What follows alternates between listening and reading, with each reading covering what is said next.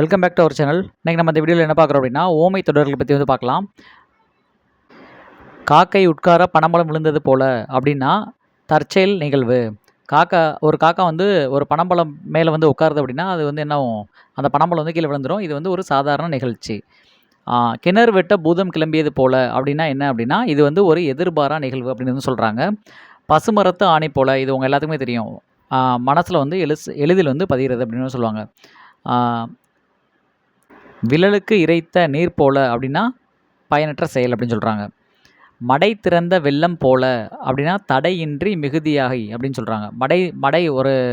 மடை வந்து திறந்துட்டாங்க அப்படின்னா வெள்ளம் டயத்தில் வந்து உங்களுக்கு என்ன பண்ணும், அந்த வெள்ளம் வந்து காட்டாற்று வெள்ளம் மாதிரி வந்து அடிச்சுட்டு போகும்ல, அது வந்து தடையின்றி மிகுதியாக செல்லும் அப்படின்னு சொல்கிறாங்க. உள்ளங்கை நெல்லிக்கனி போல அப்படின்னா என்னென்னா வெளிப்படைத்தன்மையாக வந்து இருக்கும். அதாவது பாரதியோட பாடல் எல்லாமே வந்து பார்த்திங்கன்னா உள்ளங்கை நெல்லிக்கனி போல வந்து இருக்கும் அப்படின்னு சொல்லுவாங்க.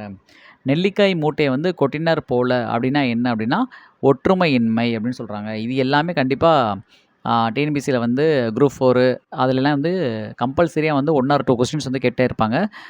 மேக்ஸிமம் வந்து என்னென்னா இது மாதிரி முக்கியமான ஹிண்ட்ஸ்லாம் நான் வந்து எடுத்து வந்து போடுறேன். தமிழோட புக் பேக்கில் வந்து இது எல்லாமே இருக்கும். தேங்க்யூ. இந்த வீடியோ பிடிச்சிருந்தா லைக் பண்ணுங்கள், ஷேர் பண்ணுங்கள், சப்ஸ்கிரைப் பண்ணுங்கள்.